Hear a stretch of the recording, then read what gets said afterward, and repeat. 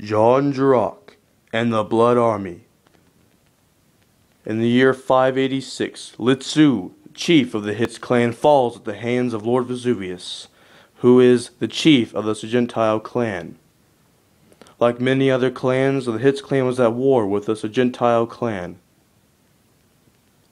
After Litsu falls, the next person in the bloodline, Girock, takes command. Immediately, he wipes out the Sargentile clan and kicks them off of planet Kazarak, the Hitz planet home world. Basically, what you have here is, you have Lord Vesuvius, who is angry with Girock taking over because his fighting styles are different than that of Litsu, and it confused his soldiers in battle. He had a hard time coping with this. It really cost him the war, basically.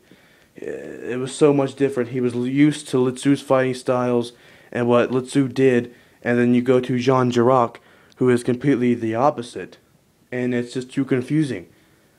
So Lord Vesuvius kind of fell of his own confusion, and it's really a brilliant thing that was unintentional for the Hitz clan to do for Girock.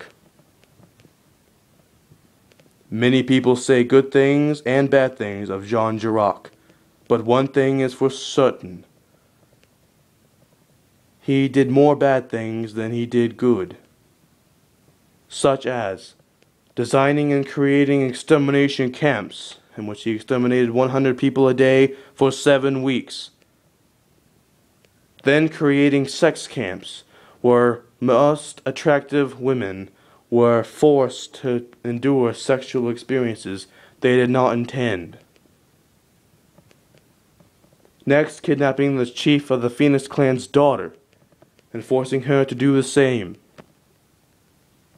Even though you had a lot of bad things that Girock did, such as the extermination camps and the sex camps, but there was a good thing. First, he did win the war, the long-lasting war, I might add, between the Sargentile clan and the Hitz clan. He did accomplish that, even though it wasn't enough good to right his wrong. In other words, it was a good thing that he did, and he did have a very, very strong war effort, a very strong war front.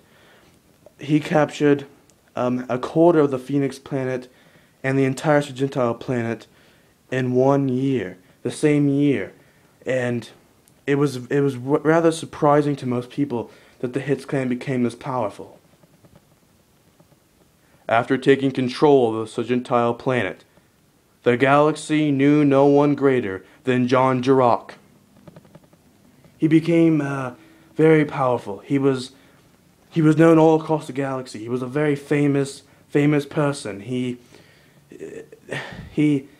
basically got the Hitz clan famous enough to have their own planet name, which is like, instead of planet Kazarak, it was the Hitz planet, which only certain very powerful and very famous clans ever get to do.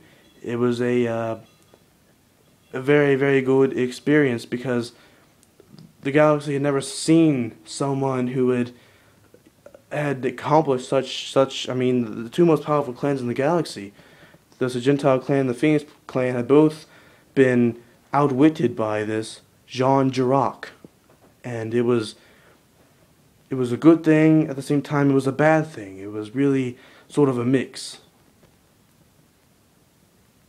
People across the galaxy began to love and hate Girock for his good and his bad.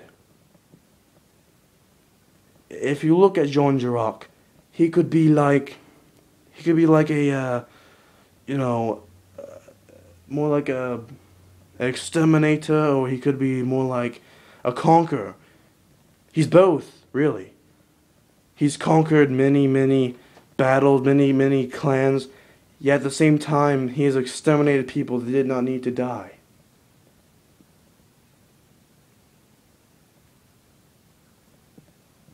And in that sort of sense, I guess he was both. I mean, people could love him and hate him, but eventually you're going to have to choose a side, because he's either a good man or a bad man. There's no one who is both. Eventually you're going to have to look at what he did with the Blood Army. Was he went out to villages and clans, killed everyone, took whatever merchandise there was, and burned the village only because he could. Only because he was powerful enough. Not for any other reason. It was just because he was powerful enough to do it. So he did it. And that's a really, really cruel thing to do. Yet, in the same sense, he became so powerful, the Hitz clan became so powerful that they were secure, that people could feel like they're not going to be attacked by another clan and be, killed and taken over and overrun. They could have that sense of security, that they were not going to be attacked and overrun. But at the same time, what if Jean Girock just went out and started killing people in his own city? Jean Girock eventually did the exact same. He went out and killed 40 people in his own city hall.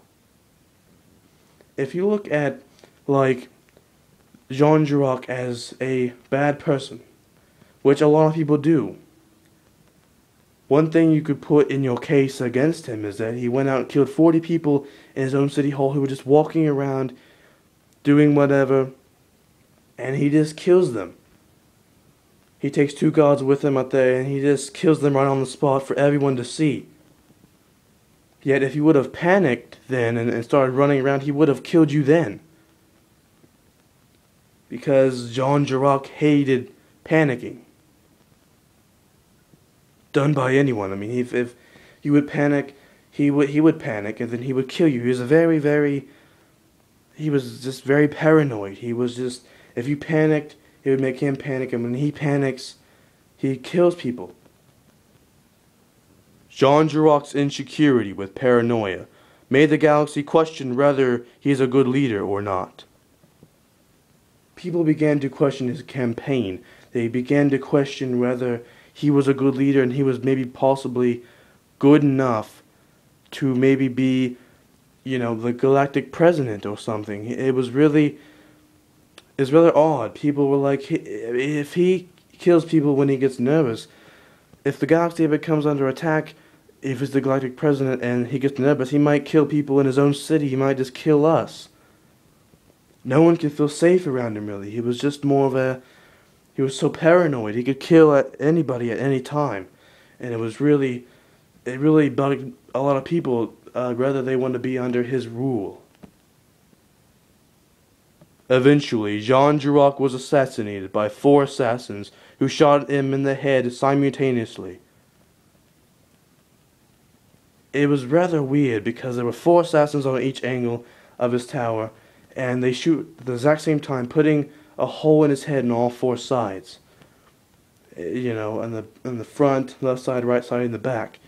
So when his funeral came around, people looked at his body. It was really weird looking because he had a hole, and on each side of his head. It was really weird, but some people were glad that he fell. Some people were really disappointed that he fell because he was such a powerful man. Jean Girock was buried in the tomb, the base of his most famous statue in City Hall.